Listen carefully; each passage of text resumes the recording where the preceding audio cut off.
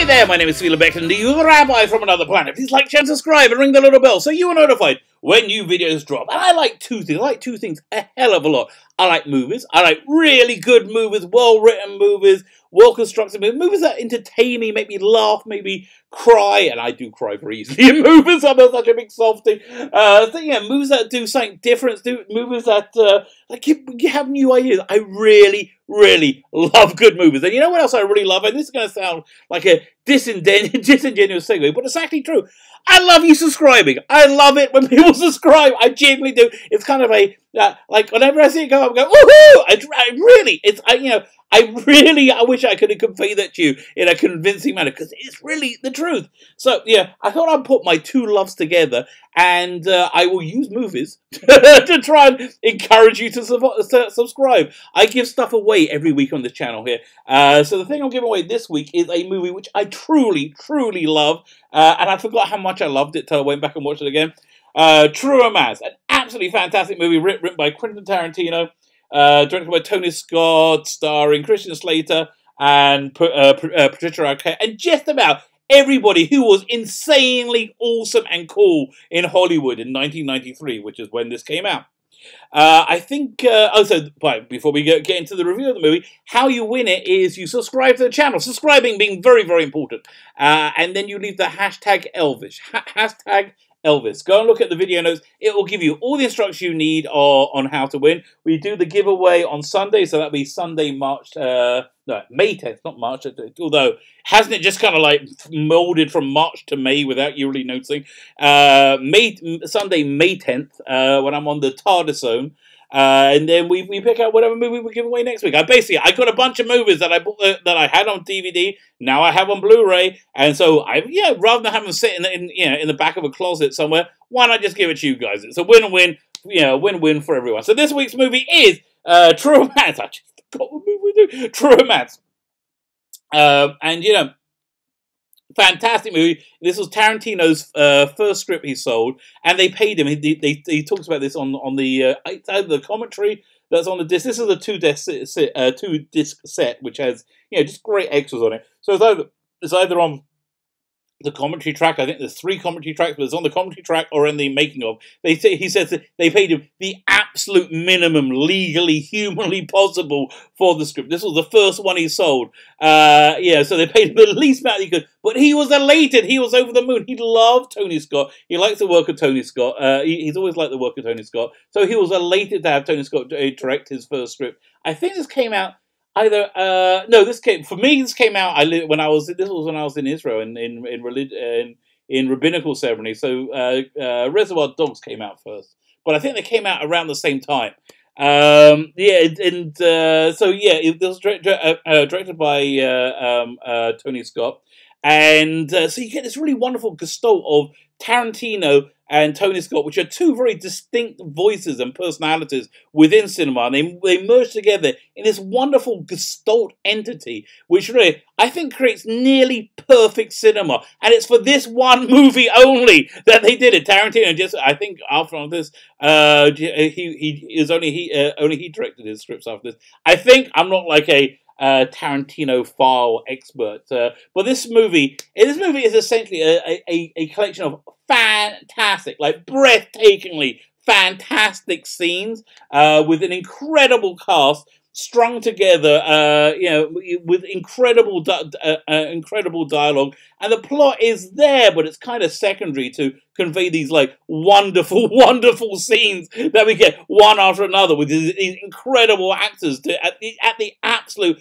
top of their game. So the dialogue that in this movie, it's hard to like relate to it now, but at the time nobody had heard dialogue like this before. This was like revolutionary new. So it stars Christian Slater as Clarence Worley. He plays in a bit of a massive leap of belief or fiction. He plays this sad sack loser who's working in a comic book store. I'm sorry, Christian Slater, especially 93 Christian Slater, was a pretty darn good looking guy. I have trouble believing he's a sad sack loser, but I guess he's as sad sacky as cinema in '99 is what would allow you to get.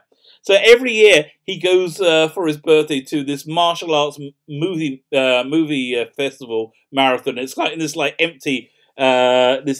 I think it starts off in Detroit, I think.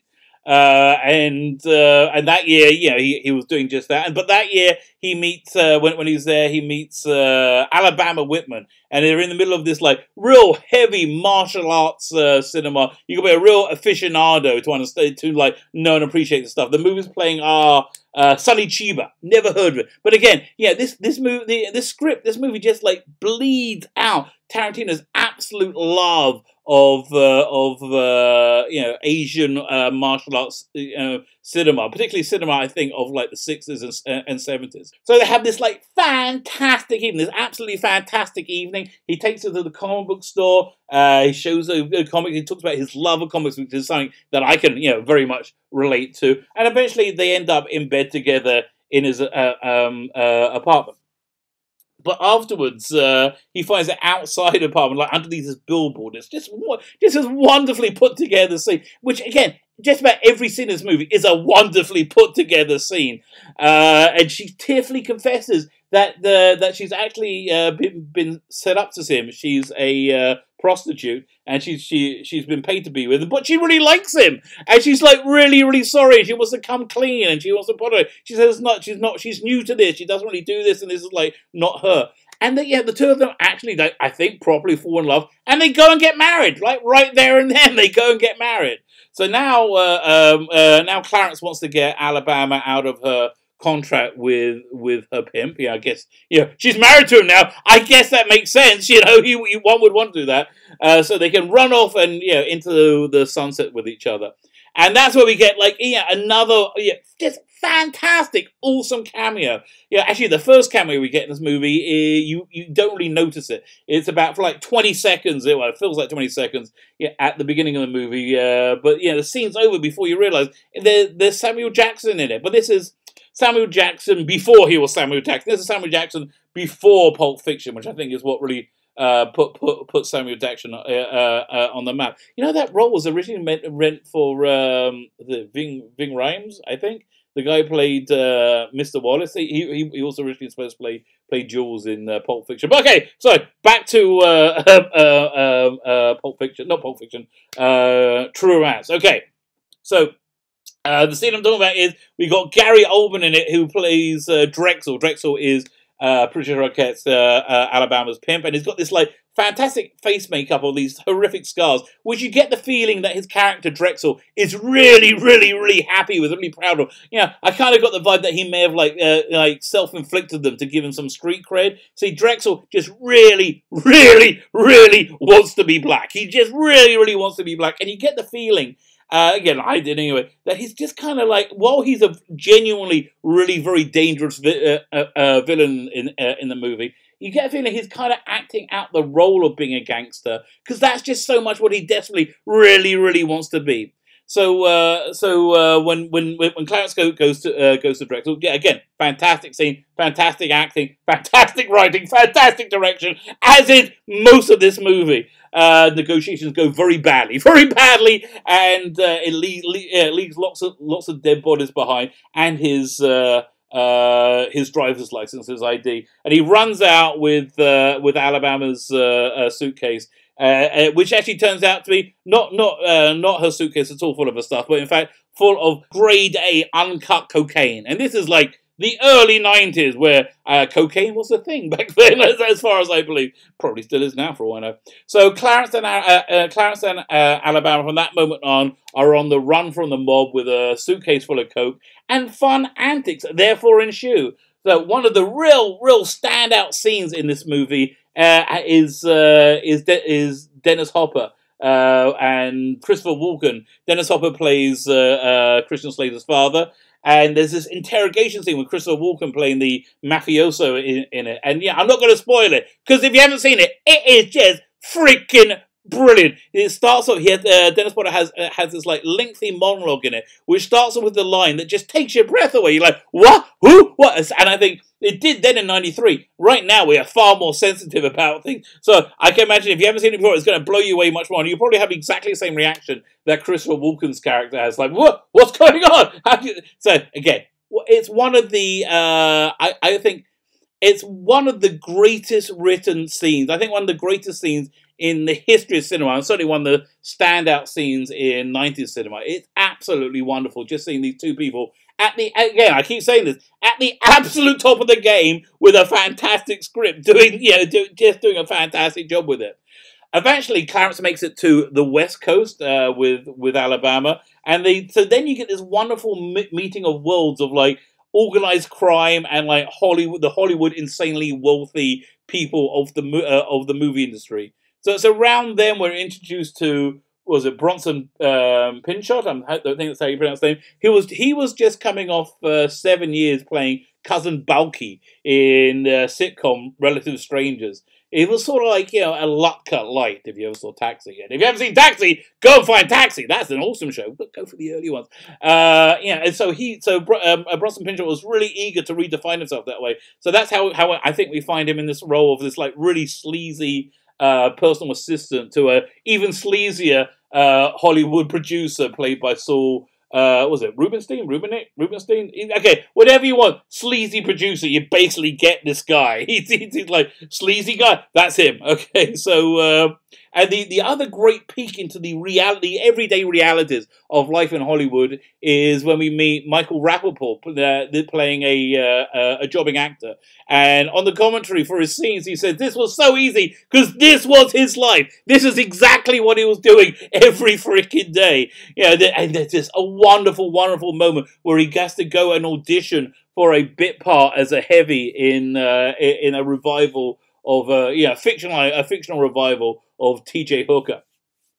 His roommate is played by Brad Pitt, who was initially down to play Christian Slater's role, but he was a bit dubious about a certain turn the script takes, which he didn't like. So he ended up in a smaller role, and also it's a fantastic smaller role. But also this is like Tarantino was an unknown quantity at the time. Nobody had seen. I said this before. Nobody has heard dialogue like this. So this was a bit of a.